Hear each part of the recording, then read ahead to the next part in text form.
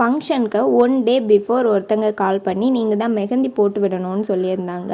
But நம்மக்கிட்ட bridal cones எதுவுமே stock இல்லை. ஸோ லாஸ்ட் மினிட்ல எல்லாமே ப்ரிப்பேர் பண்ண வேண்டியதாக இருந்துச்சு. ப்ரைடல் கோன் பண்ணுறதுக்கு ஒரு 10 hours ஆகும்.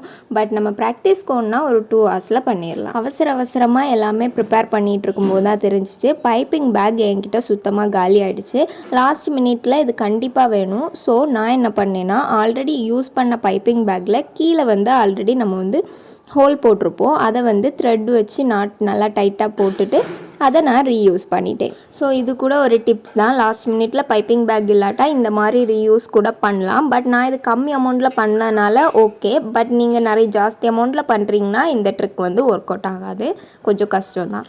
கோன்ஸ் எல்லாமே பக்காவாக ரெடியான அப்புறமா நம்ம ஸ்டோரி போட்டிருந்தோம். அதை பார்த்துட்டு நமக்கு 3 orders வந்துச்சு. அவங்களுக்கும் நம்ம டெலிவரி பண்ணிவிட்டு மிச்சம் இருந்ததை வச்சு நம்ம பிரைட்ஸ்க்கும் பக்காவாக போட்டு விட்டுட்டோம்.